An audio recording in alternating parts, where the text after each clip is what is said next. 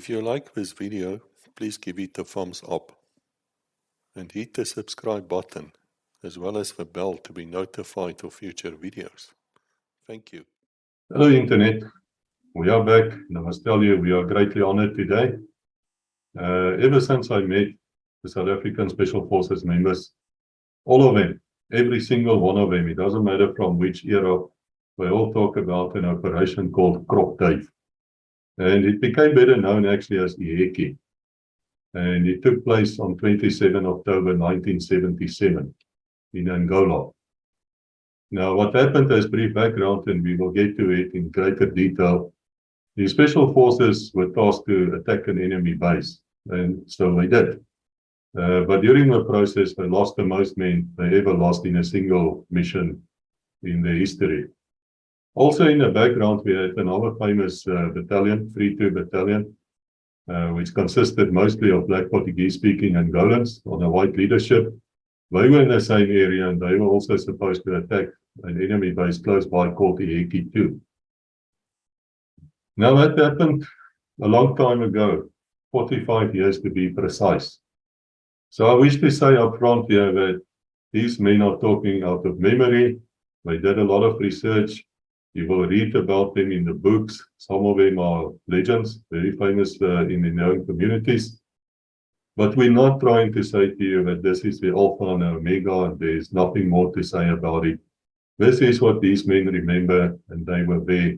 And I want to thank all of them for taking the time to be here with Legacy and to assist me in creating these two programs. And I will introduce them as we go along. Also say to you that some of them will be speaking in Afrikaans, some will be speaking in English. We will start this process by introducing Major Charl Naude. He was the second in command of the Special Forces team that day, under the command of Major Hennie Blaauw. Charl, welcome here. And I wonder if you can give us an orientation. I'll show some maps here for us, and that you can take us through the maps as they appear. Thank you, Koos. Just to introduce you to the area that this operation took place and to orientate you, I just want to point out the following. We've got Angola in the north, which is where the majority of the Bush War took place. Then Zambia on the eastern side, Zimbabwe, Botswana, and Namibia. All these countries played a role in the Bush War at that stage. South Africa in the south, and all the logistics had to come from South Africa to the operational area, which was in this area.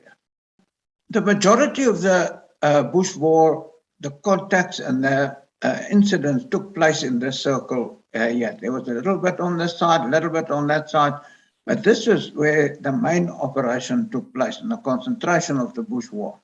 And our objective was also in this circle.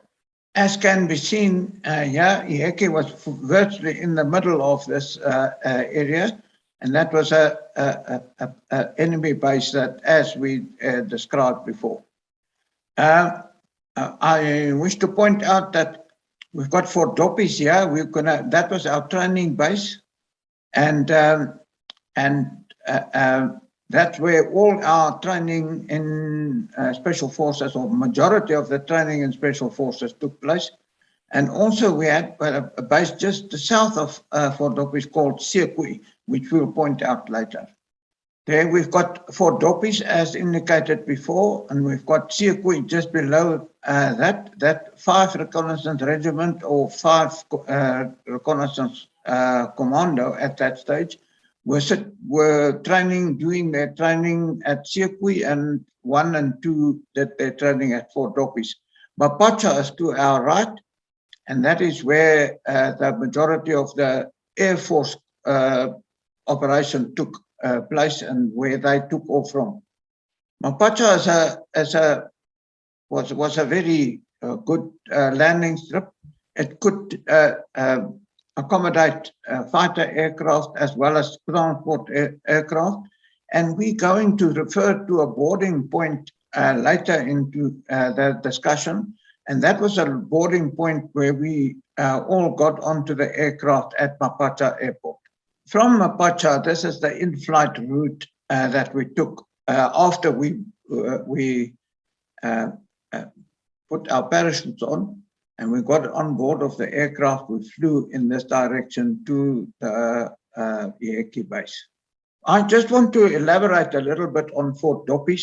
Fort Doppies was situated in the same area than the operational area, and that made it ideal for training because the landscape, the climate, the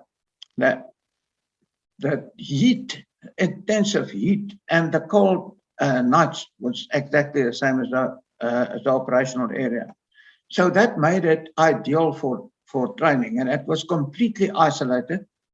So nobody could communicate from that, from Fort Doppies to anybody outside, and nobody outside could communicate to people inside unless it's authorized by the officer commanding of the Fort Doppies, who did it by radio only.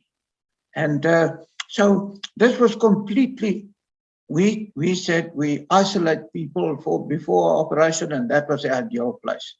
It also acted as a very good excuse. If we go on an operation, we used to say, we're going to Fort Doppies.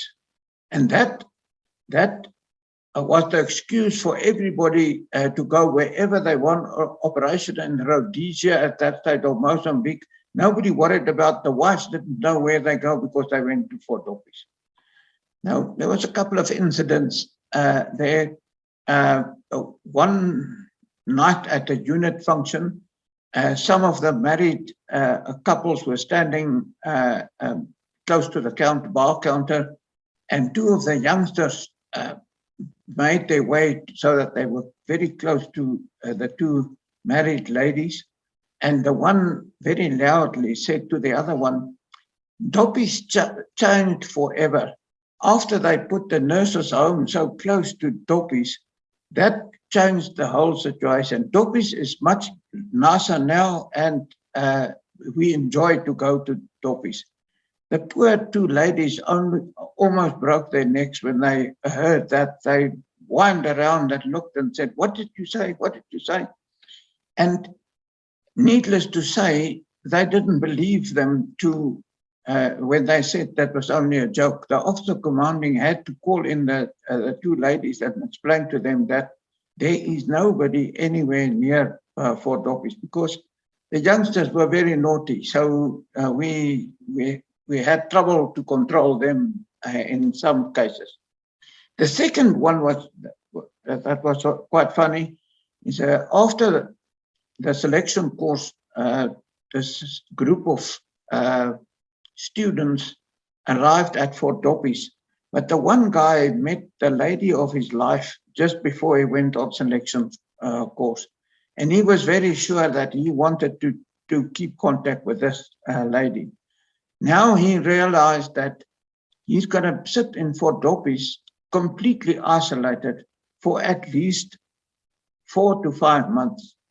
And he knew that she's going to take a road and not wait for him for 4 to 5 months.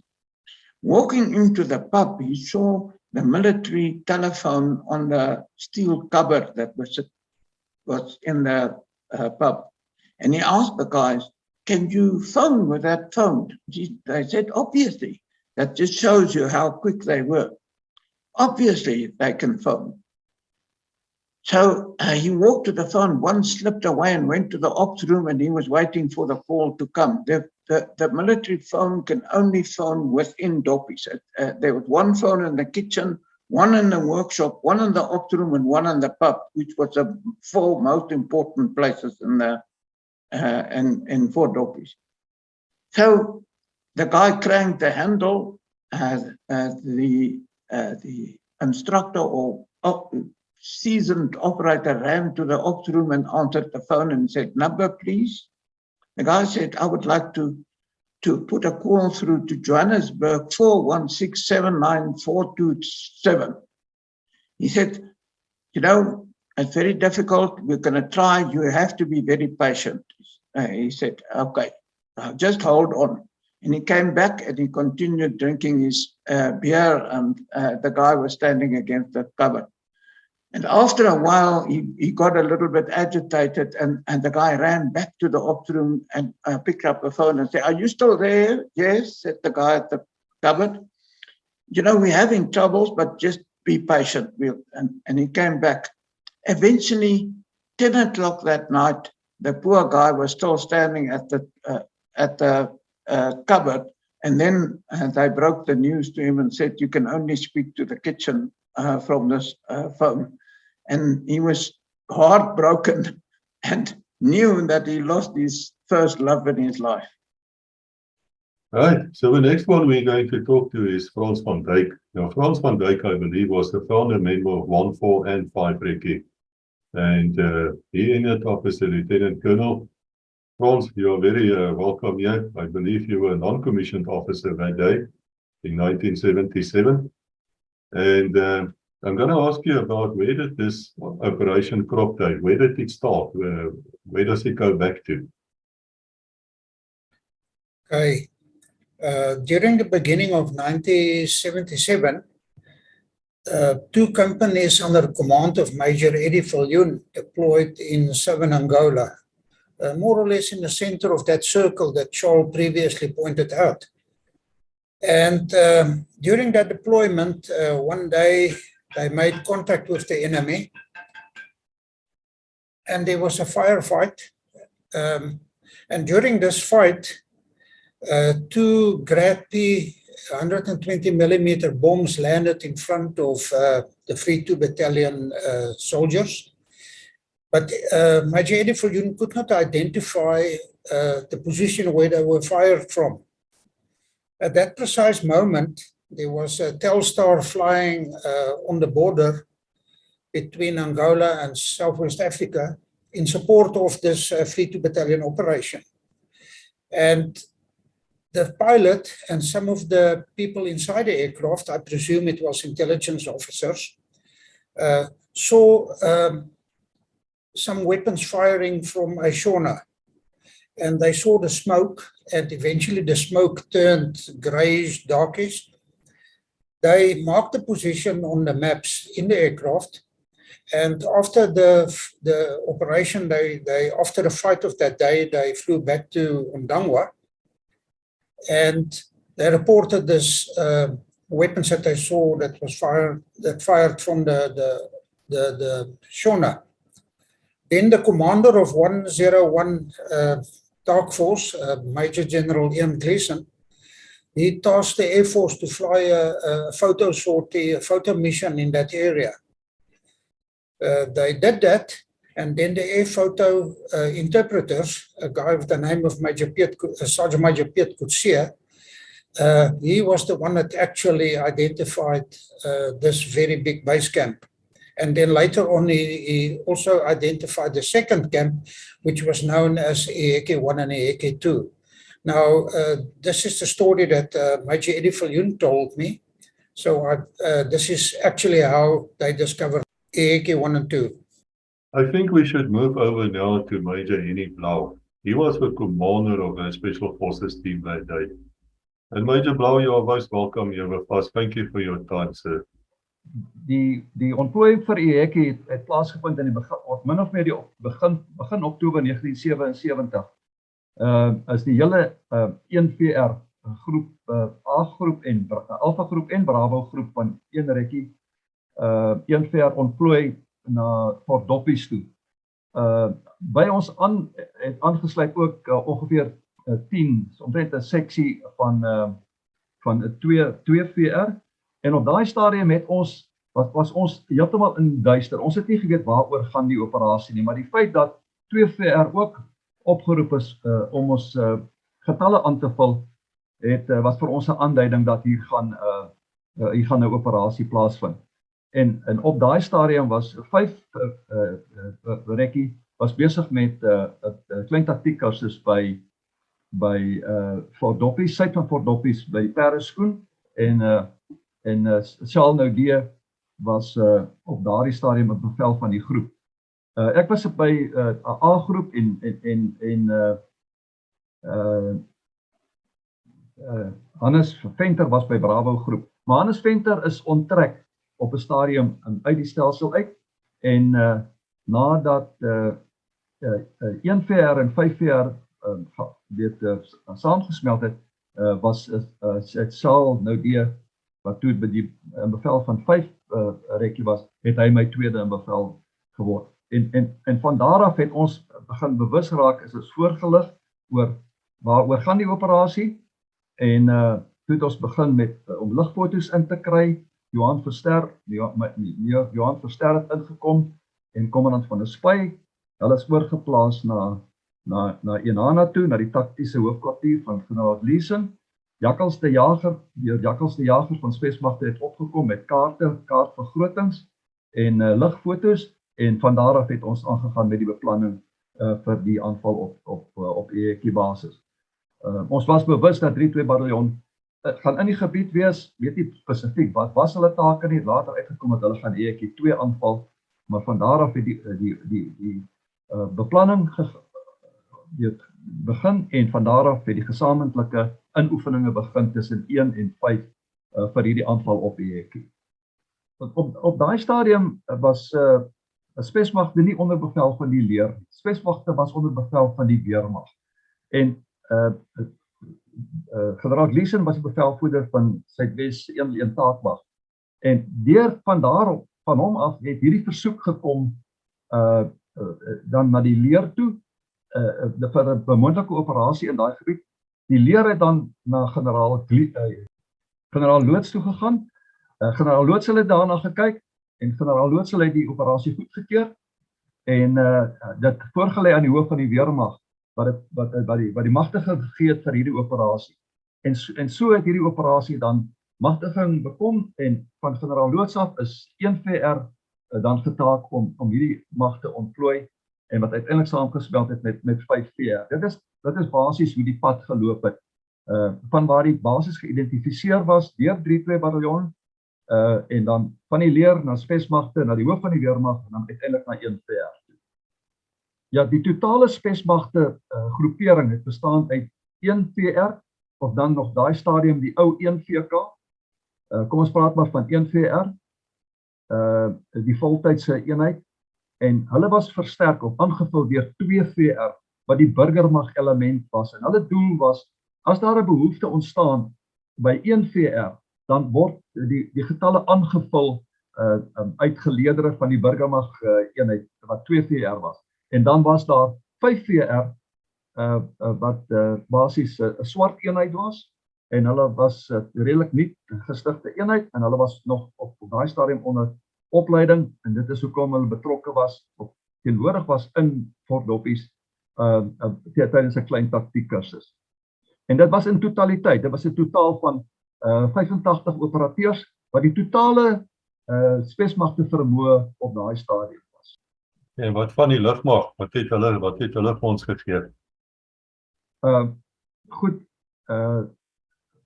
van die lugmag kant af het hulle lugfoto's gevlieg op versoek van generaal Gleeson, bevelvoerder 101 taakmag, het hulle lugfoto's gevlieg nadat die SWAPO teenwoordigheid by Eheke begin bekend raak word het en verder op die grond het hulle tydens die finale beplanning en die ontplooiing van die Spesmagte groep het hulle 267 vragvliegtuie beskikbaar gestel. En dan natuurlik op Enana by 101 taakmag was daar Oryx helikopters, Puma helikopters, as ook Alouette geskit helikopters wat daar was. Maar hulle was gegroepeer op Enana en net ter ondersteuning van die operasie. Op so dus gehoop dat hulle ter ondersteuning sou wees. En goed, en dan was daar 'n Telstar Bosbok of 'n Kudu ligte vliegtuig wat basies net as 'n Telstar deurgeestasie kon doen en beperkte verkenning kon doen. Dit was maar basies die lugmagbehoefte. Daar was geen aanvalsvliegtuie in die lyn van Mirages of Impalas nie, glad nie. wat nie beskikbaar nie. As gevolg van die terugspoorbaarheid van die operasie. En ek verstaan ook daar was 'n tekort aan die afstuurders, die ouens wat die valskerm beheer wanneer hulle uit die vliegtuig uitkom. Ja, sien vir die 2 vliegtuie het ons 8 afstuurders nodig gehad en daar was nie genoeg nie, maar hulle het 'n groepering gemaak van tot kolonel Eddie Viljoen, Eddie Webb, bevelvoerder van Katima, was later 'n afstuurder en so maar van Valskerm bataljon af en natuurlik van die afstuurders van spesmagte self. Maar daar was 'n behoefte vir 8 afstuurders want daar was twee vragvliegtuie. Let's find out what was happening in the background with 3-2 Battalion. That's important because 3-2 Battalion was around in the area and I believe there were a lot more of them than they were from the Special Forces. And I just have to say also at this stage that almost the entire Special Forces operators were there that day. Only those who couldn't go for some reason didn't go. Martin, you were at Eheke and you were in 3-2 Battalion. Your former Rhodesian Light Infantry. It's a long story. We've got an episode on you as well. How you sort of drossed out of the army and then ended up in Rhodesia. And then you got recognized at your parachute course in Bloemfontein. You got arrested on the way, I think in Salisbury or somewhere. You came back to South Africa in handcuffs. And they sent you to 3-2 Battalion and there you were. But you can tell the story yourself, as you did in your previous video. Thanks, Chris. As you said, yeah, we arrived, our 3A Wallers arrived in 3-2 Battalion, Omahoani, about a week before the time. The story is on the internet, so I'm not going to repeat all of that. As we arrived, the whole of Omahoani was a mess of guys busy with this major operation. At that stage, we ourselves were not informed as to what the operation entailed and where it will be. Some of the platoons were already in the field.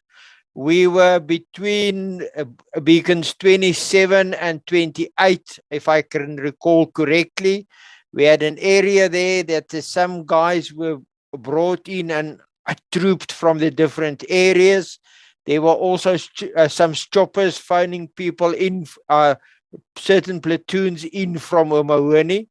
As you said, we were not more than the recce's. We were a hell of a lot more at the recce's. If I can recall, we were between 13 and 14 platoons under the command of Echo Victor, as he was called, or Eddie Viljoen, who was at that stage the second in command of 3-2 Battalion.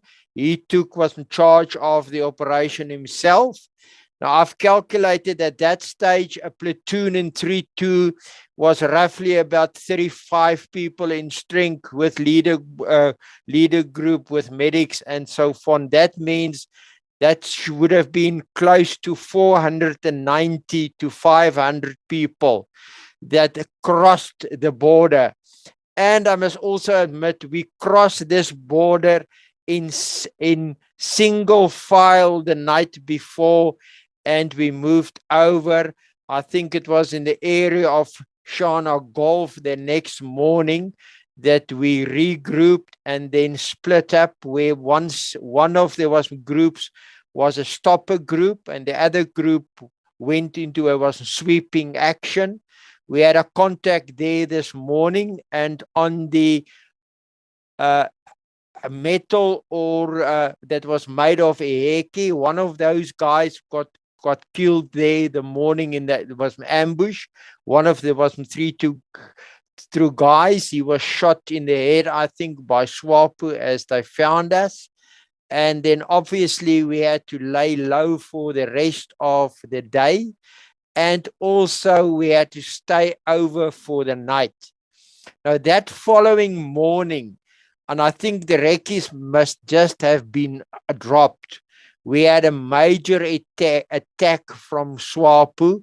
We were lying in a position all ducked in, and SWAPO hit us with just about everything, 82 millimeters, 81 recoilless. At one stage, they were even throwing white phosphorus, 60 white phosphorus onto us. So I think there was contact that the recce's has heard while they were on their way going to Eheke. Ek weet dit is 'n krapperige storie, maar die feite van die saak is ons het geen skriftelike ops order gekry nie, of net ook wat sou geld by ops instruksie nie. Ons het die lugfoto's gekry wat duidelik gewys het die basis, die uitleg van die basis tot Naude, en ons het gewone kaarte gehad. En Major Jakkels de Jager van Spesmag hoofkwartier het ons tot Naude daarby gehelp, as gevolg en ook Samuel Piet Koetseer van die lugmag. Maar ons was maar oorgelaat aan onsself in Fort Doppies. Het ons hierdie groot opgeblaaste lugfoto's gehad en ons het 'n sandmodel begin bou in die lesingkamer. En daarvolgens het ons maar tussen onsself na 'n handelswyse begin kyk oor hoe om hierdie operasie uit te voer. Maar ons het nie 'n spesifieke opdrag gehad. Ek dink dit was ook moeilik vir die taktiese hoofkwartier om dit vir ons te gee, omdat dit ons operasie was en ons moes maar besluit, waar wil ons spring, wat gaan die aanvalsrigting wees, of die infiltrasierigting, die aanvalsrigting ensovoorts. En goed, meneer Joe Verster was aanvanklik ook in Fort Doppies beskikbaar, maar toe word hy oorgeskuif na Enana toe, as die spesmagte verteenwoordiger in generaal Griesen se hoofkwartier.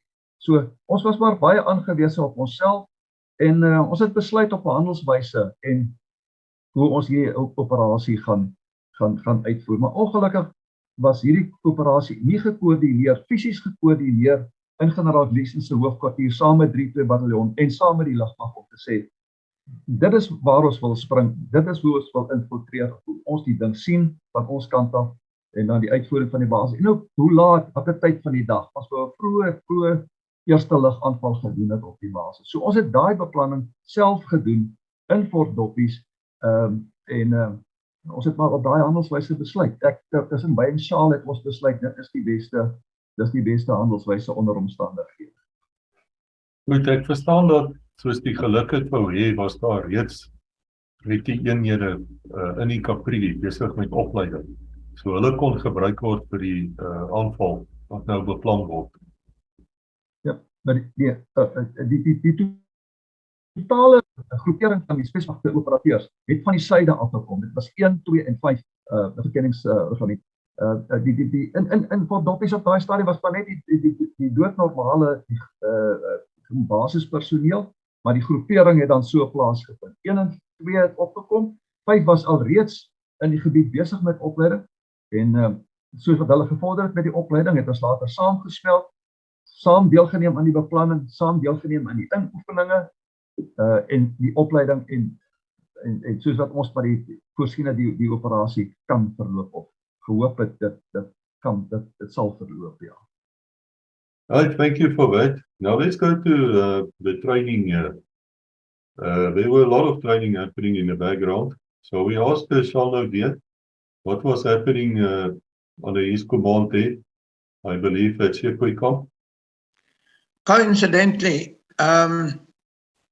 while this operation was in process or identified, 5 reconnaissance regiment or 5 reconnaissance commando at that stage were busy with their training, our training at Sekwe base. The whole of 5 reconnaissance commando were there, and we were at the end of their cycle before they qualify as operations. I think it was in the last week of their training.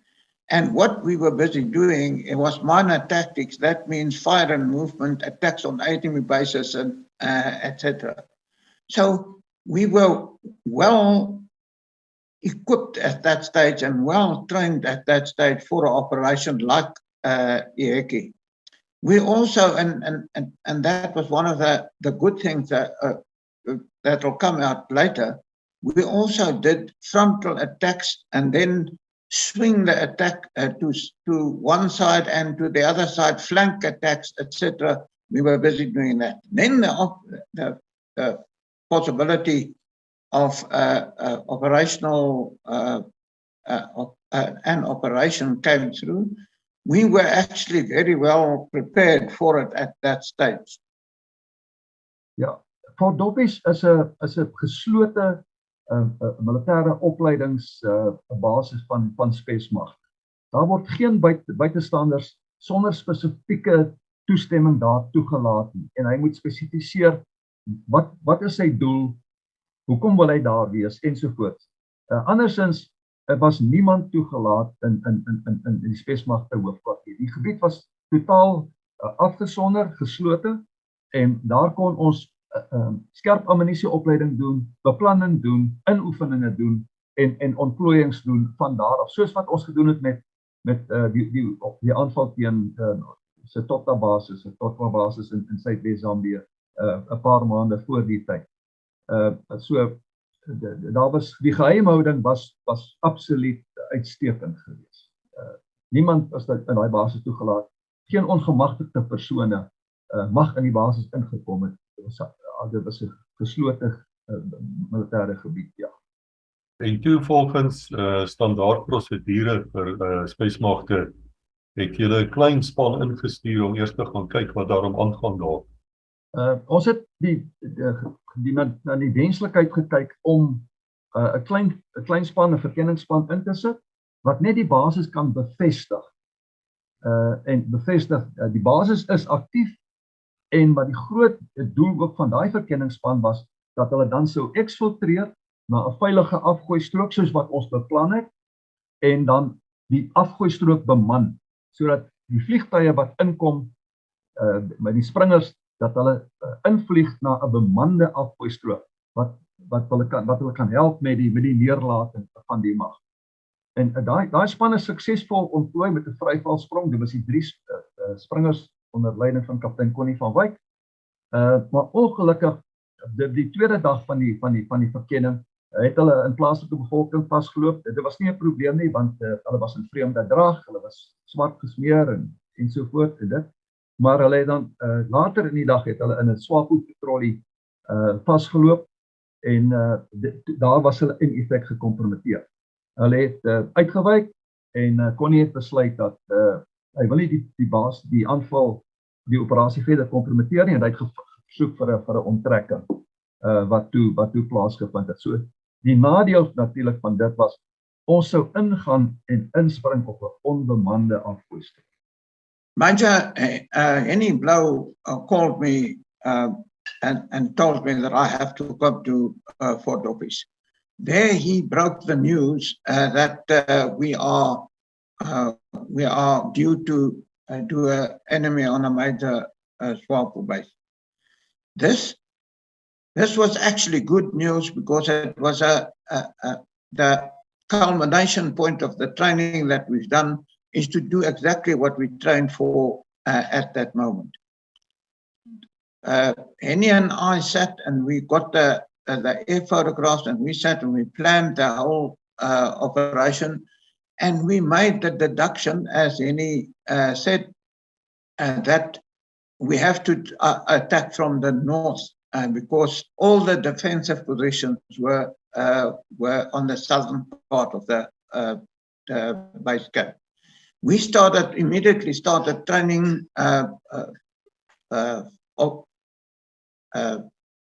formations from a single file to attack formation, and we rehearsed that so that everybody knew exactly where and when to do. We also appointed the section leaders that were responsible for the command and control of the sections as we divided them in. Because I think, yeah, we were actually on our way to Eheke, because I think, as we've described before, the idea was that 3-2 battalion will attack Eheke 2 while the Rekkies attack Eheke 1, if I'm correct. So we were in the area, and I mean, as I've mentioned, SWAPO picked us up the previous morning after we've infiltrated the night. And that same night, the next morning, 4 o'clock, that's the night on which the Rekkies has jumped in.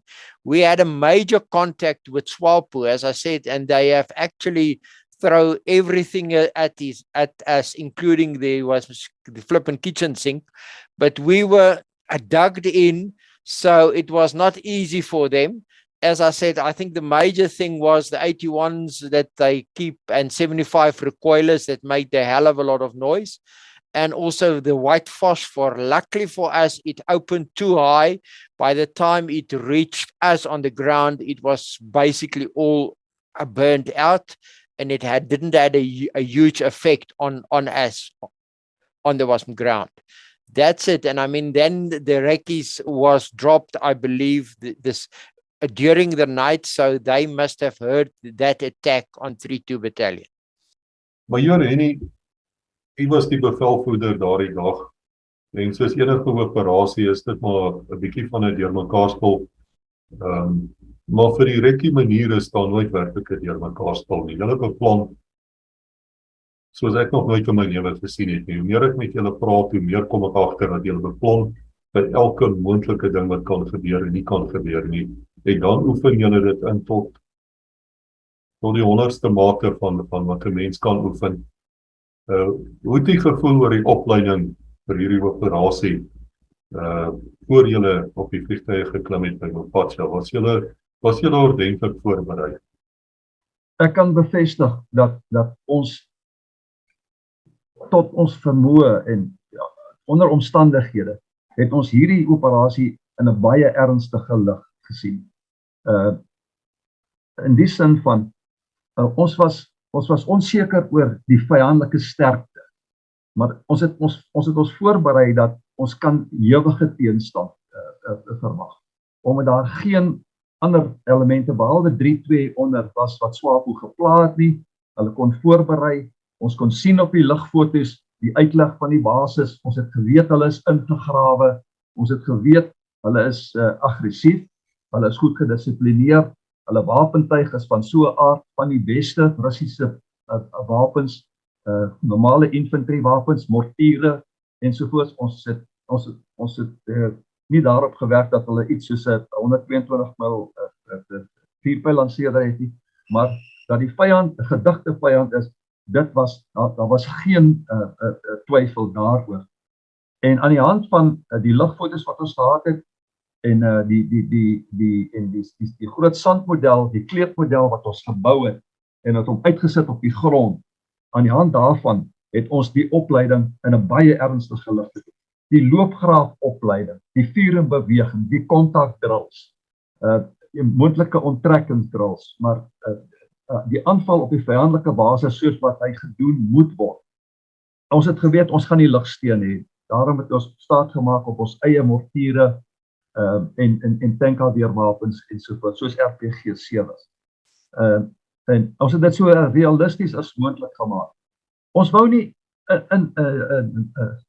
die valskermspronge in oefen nie, maar ons het geweet daar is nie 'n ander manier as 'n naginfiltrasie, is 'n nagvalskerm neerlating, 'n naginfiltrasie en dan 'n vroeë eerste lig aanval. En in daai riglyne het ons die hele opleiding benader.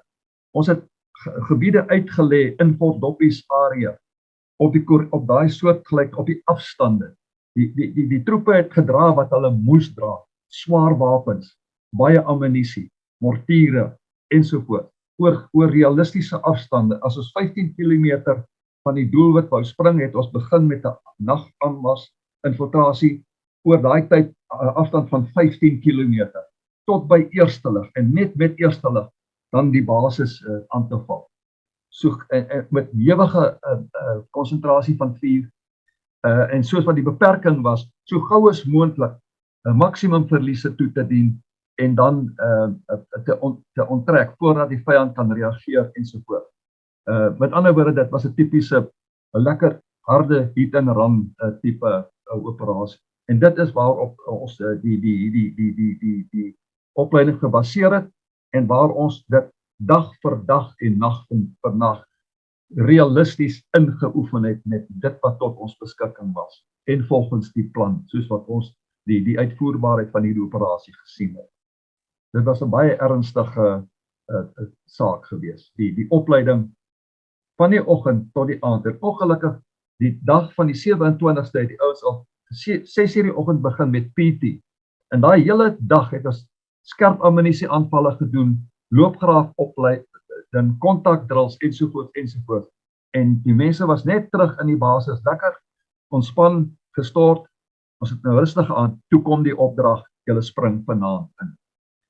Ja, ek dink die opleiding was van baie hoë gehalte.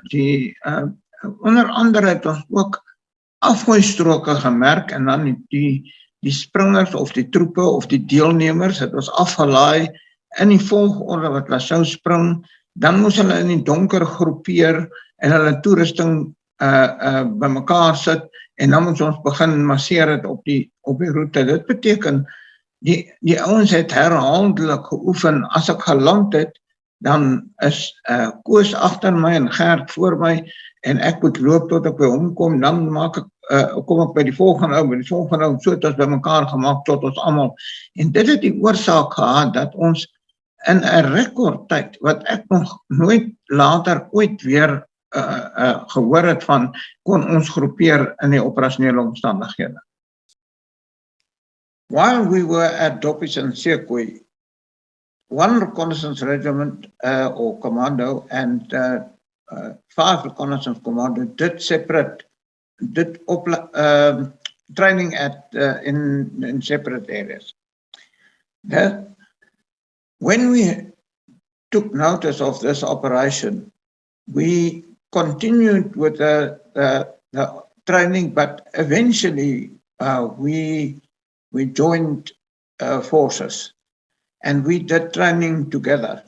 That means we marched together, we deployed into a fighting formation, and we rehearsed that several times, many times, so that the two units could blend and read from the same page. The mortars were also with us. They actively deployed the mortars and they fired the mortars over our heads so that we get used to exactly what's going to happen on the target. This was all done several times. If I say several times, it's actually many times we did that and rehearsed that so that everybody knew exactly where to go, where he's got to be, who's his commander, where will he be, etc., etc. Okay, part of the training was training in parachute jumping at night time. So the whole lot of us, we went to Mapacha Airfield at near Katima Mulilo, where we did some night parachute training, some clean fatigue jumps, and then eventually we did some jumps with the full kit. And during one of these night jumps, Kali Faber, one of the sergeants, landed into my rigging lines of my parachute. And as an experienced parachute instructor, I told Kali just to stay calm and relax. Now, this was all low-level jumps, I think about 600 feet above ground level, so there's not a lot of time.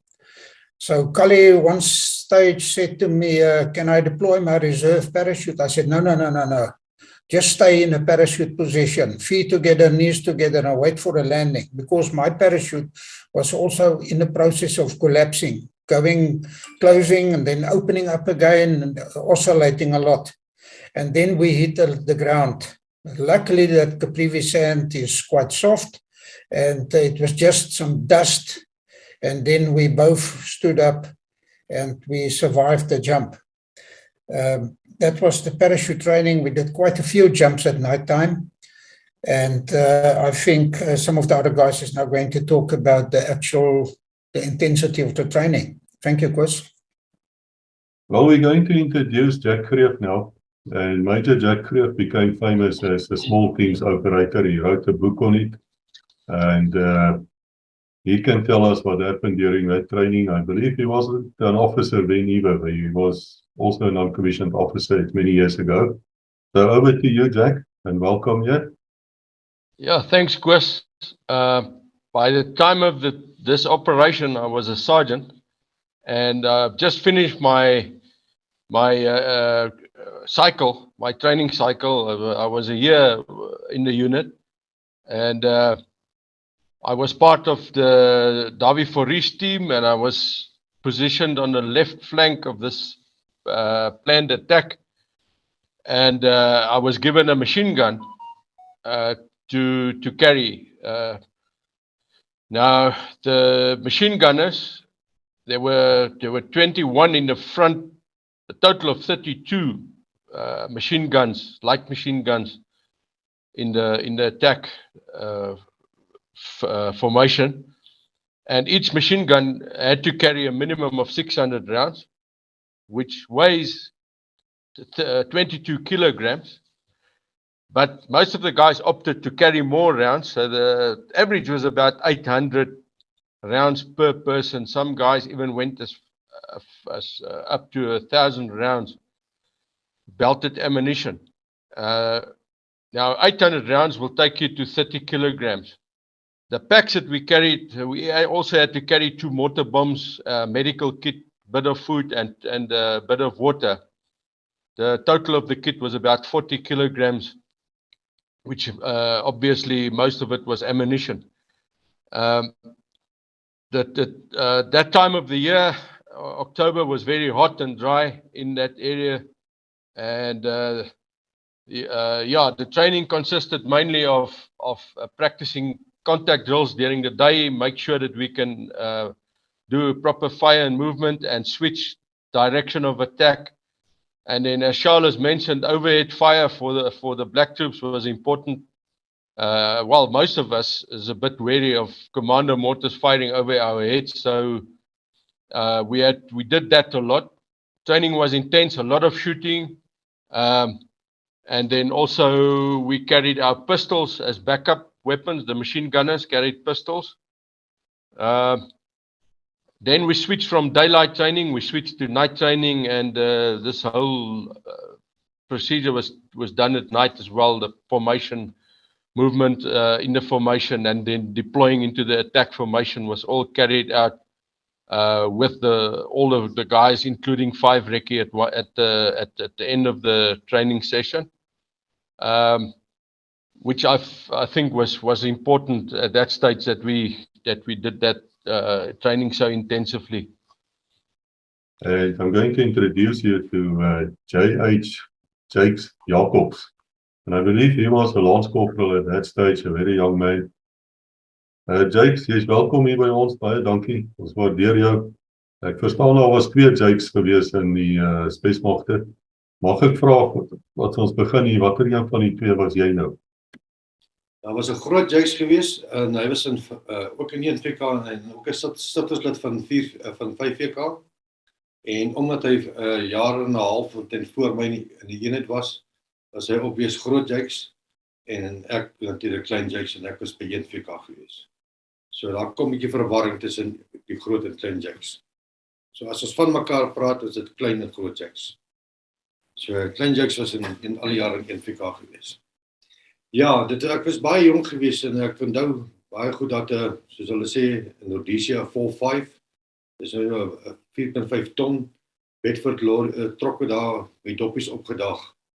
En ons het begin met opleiding en ons doen opleiding soos hulle gesê het, nie met blanks nie, met lewendige ammunisie. So ons het daai trok leeg geskiet. En ek was nog nooit voor of na en so kan ek sê lawaai om my gehoor soos daai masjiengewere skiet met die mortiere nie. En dan wil ek net by sê in die nag, alles wat ons gedoen het was sonder stemme. Alles was met handsyne gewees, soos alles stil gedoen. So dit is baie intense inoefening gewees en opleiding gewees. Dit is soos 'n geoliede Ferrari kon geloop het. Daar was nie foute gewees het nie. So ons is goed opgelei gewees, goed ingeoefen gewees en ons was oorgehaal om die taak uit te voer. Just to add to what Jack and Klein Jakes and Charl have said, die opleiding was werklik geweldig intensief. Die vuurkrag was ongelooflik. Soos Jack sê, daar was 22 masjiengewere, die mortiere, daar was RPG-7's en dan natuurlik die klomp AK's tussen ons. Ons het dag en nag baie hard gewerk, baie ver gestap, genavigeer en alles geoefen wat ons verwag het gaan gebeur tydens die operasie. So die opleiding was baie goed en alles was natuurlik beheer deur Hennie Blaauw en Charl Naude. En so ook die mortiere wat honderde bomme weggeskiet het in die proses.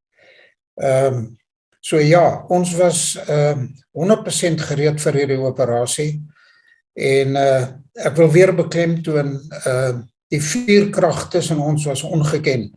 Daar was baie vuurkrag.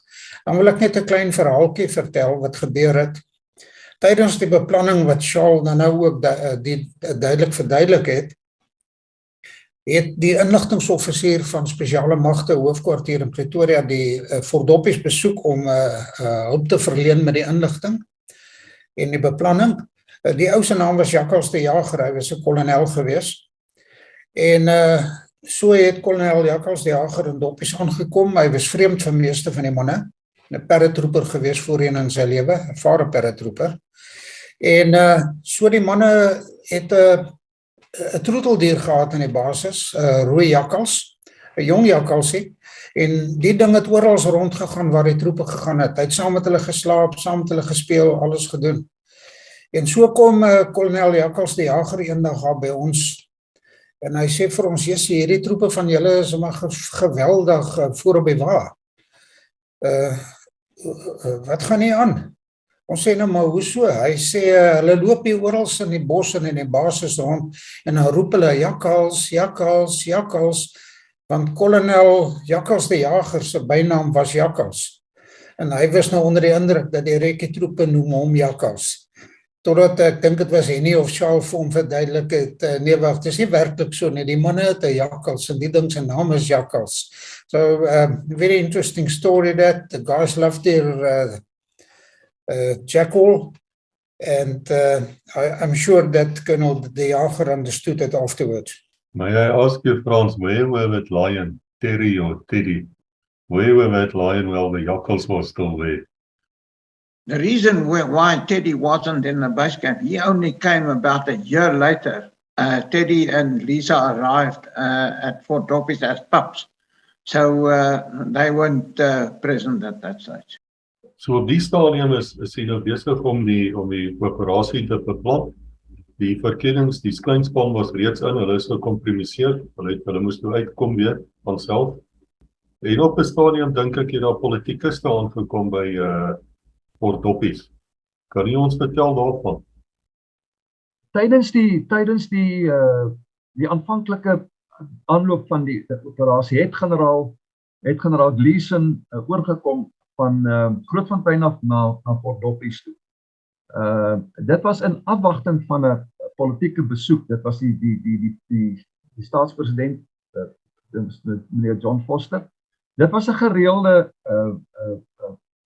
gebeurtenis elke jaar dat die staatspresident kom met 'n klein groepie, beplanningsgroepie, kom hulle op na Fort Doppies toe waar hulle geïsoleerd is en afsondering is en daar kan hulle al die politieke krisisse of uitsorteer in die groep. En so het dit gebeur dat meneer John Foster en sy groep in Fort Doppies was tydens die aanloop na die operasie toe, saaklik dan tydens die opleiding en op 'n stadium was ons in die basis en toe het sy persoonlike assistent vir generaal Gleason kon sê die staatspresident wil hom sien en hy het toe vir my gesê Hennie, stap saam met my. Want ons het vermoede gehad, die operasie gaan nou ter sprake. En die staatspresident het daar gesit onder 'n groot boom op sy eie, alleen, en hy het basies toe vir die generaal Gleason gevra, hierdie operasie wat julle beplan, waaroor gaan dit? Wat is dit ten doel van? En so, vertel my van die operasie. Toe sê hy, meneer, dit is basies dieselfde tipe operasie wat Swesmagte net van tevore gedoen het in Suidwes Zambië teen die Sototo basis. Dit gaan 'n clandestiene basis wees, aanval wees, 'n nie terugspoorbare operasie. Toe vra hy, wie gaan die operasie doen? Toe sê hy, die spesmagte operateurs, die rekkies gaan die operasie. Toe vra hy, en wie is die bevelvoerder? Toe sê generaal Griesem, Hennie Blaauw hierso. Hy gaan die bevelvoerder wees op die grond. Toe kyk die staatspresident my so, toe sê hy, goed generaal, ek sal die operasie goedkeur, maar net op een voorwaarde. Dis net in en uit.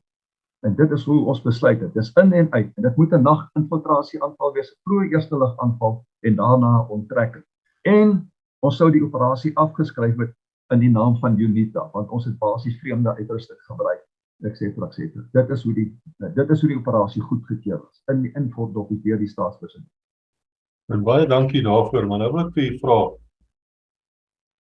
indien dit nie nodig was om dit op 'n koeverte manier te doen nie, hoe sou so 'n operasie verloop het? Sou dit meer infanterie gewees het met miskien spesmagte ondersteuning net om te kyk waar die plek is en miskien artillerie en panser? Ek sal sê daar sal definitief 'n spesmagte betrokkenheid gewees het.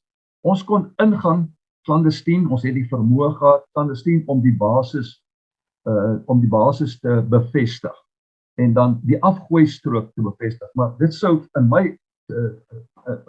my siening op daardie stadium kon dit 'n groot lugstormoperasie gewees het met valskermbataljon. Miskien 1 valskermbataljon en 2 valskermbataljon. Dat die stoppergroepe kon afgooi in kompanievarband, groot stoppergroepe. En dan 'n groot sterk storm element, soos byvoorbeeld 1 valskermbataljon. Dat kan dit wees, maar spesmagte kan ook troepe bysit vir spesiale take. Ons kon na die aanval dan, as hulle die valskermbataljon onttrek, kan spesmagte agterbly-spanne gelos wat caches probeer opspoor of wat ook al, jy spesifieke take kon doen of opvolgoperasies of in die gebied bly en monitor. Wat is die reaksie van SWAPO? Kom hulle terug. Maar ek sou gesien het, dit gaan 'n lugstormoperasie wees. Vir infantry gewoon om in te stap, 3-2 bataljon was geskik. Hulle kon deel vorm, hulle is al reeds op die grond, maar sou 'n lugstormoperasie gewees het met spesmagte ondersteuning, soos byvoorbeeld die merk van die afgooistroke en vir spesiale take en agterblyfspan. Dit sou my sien. Maar jy sou nie daar eintlik met 'n panserformasie ingaan, met ratels en daai tipe goed nie. Jy gaan gekompromiteer raak. Die locals gaan dit optel en dit gaan gekompromiteer raak. Maar 'n vinnige lugstormoperasie, 'n nagoperasie met die eerste ligaanval, dit dink ek met spesmagte ondersteuning, dit was die antwoord. Maar dit was nie toelaatbaar nie as gevolg van die terugspoorbaarheid van die operasie. I just wish to point out, and that will be very clear in the last part of this operation. Many people question the fact that our selection course is so severe. If you look at this operation, just the training was equal to any of the selection courses. We worked very hard, very long hours, and we burnt up a lot of energy during this operation, the preparation of the operation. When we, as Hennie said, we left former Pacha and we arrived there with all the incidents that happened in flood. But there was one unfortunate incident while we were checking the parachute jumpers, that the parachutes are all correctly fitted. Wynand pulled the leg strap or the back straps of a parachute, he tightened them, and unfortunately the operator's gun fired and Wynand was hit in the knee. That was the first casualty of the operation, and he was immediately casevaced to the nearby sick bay. That was one of the unfortunate things that happened. I just want to point out that we boarded the aircraft and we flew for a very long time. I just want to say that it's extremely uncomfortable to sit in an aircraft for 2 hours with a parachute on your back and your equipment. So you're sitting with nearly 60 kilogram on you in that aircraft, which is very uncomfortable. That was quite a challenging situation at that stage.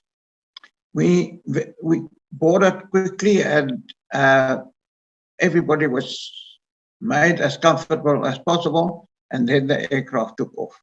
Maar nou het ek ook gehoor iewers dat die operasie aan was en toe af was en toe weer aan is. Kan jy vir ons iets sê daarvan, miskien die of wat ek gehoor het korrek is? Dit was so, en ek dink die groot rede hiervoor was die politieke gedeelte. Wat die beslissing wat het gekom van die regering af, van die staatspresident af, as jy dit so wil stel. En ook by daai spesifieke punt uit te kom, was dit 'n bietjie aan en af. En dit het 'n invloed gehad ook op die beplanning, want 101 taakmag het nie geweet presies wat is deurdag. Ons het nie geweet presies wat is deurdag nie. Ons het gehoor dit kan moontlik wees die 27ste Oktober. En die oggend van die 27ste het ek oorgery in Mapatsa toe na die lugmag toe, die 267 vliegtuie daar gestaan, en ek het met die missieleier kontak gemaak, met hom gepraat en sê, en sy woorde aan my was, die operasie is af. Hulle het daai operasie beplan, die operasie sou moontlik gewees het, deurdag sou moontlik gewees het die 27ste Oktober, maar die 27ste Oktober, die oggend het die lugmag vir my bevestig, die operasie is af. En ek het op my voertuig geklim en teruggery Mapatsa toe, na Fort Doppies toe, met die doel om dan vir die manne te sê, die operasie is af. En toe ek daar stop, toe word ek na die seinkamer toe geroep, en het my gesê, daar is 'n oproep, Jan Verster wil met my praat, Major Verster wil met my praat. Toe sê hy vir my, die operasie is aan, julle spring vanaand. Toe was dit nou vir my 'n verrassing geweest, want die lugmag het nie geweet die operasie is aan nie. Ons het nie geweet eintlik deurdag is daardie dag nie. Okay, so het die ding toe nou maar, ek het nog nie 'n opsinstruksie gehad nie. Ek het nie 'n seinplan gehad nie. Ek het jou gesê, hoe praat ek met jou? Ek het nog nie 'n seininstruksie nie. Ek kan nie op 'n HF stel, op 'n hoë frekwensie stel, op hierdie net met jou praat nie. En okay, so het die probleem toe maar begin ten opsigte van die kommunikasie. Maar goed, ons het daai aand toe ingespring. Ek wil dit byvoeg by Hennie en sê dat daai dag het ons aangegaan Operation Normal. Ons het opgestaan en ons het PT gedoen en ons het begin opleiding doen en ons het nie gerus soos normaalweg voor 'n operasie nie. Ons het ons normale gang gegaan en was toch al verras geweest die aand toe daar die beslissing gemaak is dat ons moet aangaan. Goed, toe ek die opdrag kry van Major Verster dat ons spring vanaand in, kan jy nou verstaan, die manne het die hele dag hard geoefen, in opleiding gedoen. Hulle het nou gestort, hulle is aangetrek, hulle is nou reg vir lekker aandete en 'n rustige aand, want die operasie is af. So, dit was tot 'n mate 'n bietjie van 'n verstommende, amper wil ek sê 'n skok, toe hulle sê, julle spring vanaand in. Nou verstaan, ons moet van daar af heeltemal 180 grade omdraai van 'n rustige situasie na onmiddellik 100% operasioneel. Gelukkig die manne se uitrusting was gepak, die ammunisie was gepak. Hulle was voorberei vir hierdie. En ek het net die ouens bymekaar gekry, die manne bymekaar gekry en sê, boys, die operasie is aan. Ons spring vanaand in. En die manne het dit onmiddellik so gevat. Hulle het onmiddellik hulle kit verander, uniforms aangetrek, uitrusting, rugsakke ensovoort. En Charl hulle het dieselfde gedoen by 5 se kant. Goed, toe sê die lugmag, kry ons die berig dat die lugmag gaan Dakota en 2 Super Freelon helikopters stuur na die grondaanloopbaan noord van Fort Doppies, Immelman, vir hoofsaaklik om die element 1VR oor te skuif na Mapatsa toe. Ons het toe oor soontoe. Alle beskikbare voertuie het basies vir 5 VR vervoer, as ook die valskerms. En dit is hoe ons geskuif het. Goed, daar was ook 'n Dakota en 2 super freelons na Immelman toe vir gedeelte van die mag, en die res het per voertuig met die valskerms en ander uitrusting per pad oorgeskuif na Mapatsa toe, wat 100 km weg was van Fort Doppies af. Nou kan jy besef, dit het nou amper begin nie donker raak nie, maar dit is laat namiddag, en toe hierdie beweging plaasgevind het. Ons het met die voertuie aangekom op Immelman. Ons het in die freelons ingeklim en in die Dakota, en ek het ook self in die Dakota ingegaan. Ek het redelik voor net agter die stuurkajuit gesit, en op pad na Mapatsa toe het dit begin donker word. En ek het dit gehoor, iets is nie klink nie van my reg nie, en ek het net so uitgekyk by die venster van die Dakota toe ek gesien, die stuurboord engines is nie in volsterkte nie. Hy verder, daar's fout met die stuurboord engine. Toe gaan ek voordat ek het, toe sê ek, julle stuurboord engine werk nie lekker nie. Hulle sê, ja nee, ons weet, ons het hom uitgesny. En goed, nou vlieg ons boomtop hoogte, en toe ons land, ons het bietjie diep geland in Immelman op die aanloopbaan, omtrent so 500 meter in, en toe die vliegtuig op die aanloopbaan hardloop, toe sny die bakboord engine ook uit. En daar staan die vliegtuig op Immelman in die middel van die vliegveld, en ons is omtrent so 600 meter, 700 meter van waar die vliegtuie vir ons gestaan en wag het. Intussen het 5VR aangekom met die ander gedeelte van die troepe, as ook die valskerms, en ons het begin om valskerms aan te pas. Dit was basies, maar dit was, ek moet sê, die reaksie van die spesmagte groep in totaliteit was absoluut, moet ek sê, verstommend geweest om te sien hoe die manne van 'n rustige atmosfeer omskakel na operasioneel onmiddellik, en met hulle uitrusting in die vliegtuie of voertuie, en ons was op pad na Mapatsa toe. Ja. Ek wil net graag iets noem, in verband met die Dakota. Ons kan aanneem dat as die aanloopbaan sê nou maar 2 kilometer verder was, dan het ons 'n rampspoedige storie gehad. Dan sou die vliegtuig nie die aanloopbaan gehad het nie. So, daar was 'n hand wat oor ons gekyk het op daai stadium, en ons het dit net gemaak op die aanloopbaan. Ja, van Immelman af na Mapatsa toe, nou is dit donker, en daai Dakota het feitelik boomtop hoogte gevlieg, baie laag. En as Charl sê, as die bakboord engine ook sou gesny het, dan sou ons Mapatsa nie gemaak het nie. Beslis nie. Hy was te laag, en ons was te ver uit. It was very hot in the aircraft, although it was night time. We were all sweating. Heavy equipment, especially the machine gunners, they were heavily laden with equipment. And then Sergeant Major Pep van Sail, he was the RSM of 32 Battalion at that stage, and he was also a parachute dispatcher. So Pep van Sail arranged for some ice-cold cold drink, and then he distributed the cold drinks to the jumpers in the 2 aircraft, and that saved our lives that evening because we were quite thirsty. So yes, and it was uncomfortable in the aircraft. People were carrying heavy, full of Black is Beautiful, camouflage cream. En ek kan onthou, dan wil ek afsluit, ek het so teruggekyk in die vliegtuig, ek was die nommer 1 springer op die stuurboordkant, en in die vliegtuig waar ek was Charl die nommer 1 springer aan die bakboordkant. En toe ek so teruggekyk het na die springers toe in die vliegtuig, die rooi ligte was aan binne-in.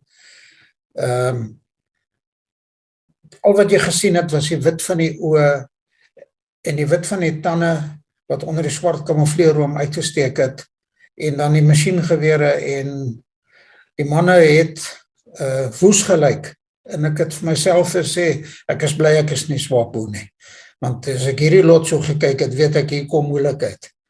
Well, Internet, we're coming to the end now of the first episode. There's going to be a second episode. Where we are now is the Special Forces team are now in the air. They're flying towards the target. As we pointed out, it's quite a long flight. It's 1,000 kilometers easily. We were flying that night. On the ground, we were 3-2 battalion men, but they were still a while away. And we're going to carry on in the next episode what happens from the time they jump until the time they are back in South Africa. Don't miss it. Gentlemen, I want to thank you for your time. Really, we appreciate it. En baie dankie vir almal wat hier deelgeneem het. En ons praat weer later. Tot dan, tot ziens.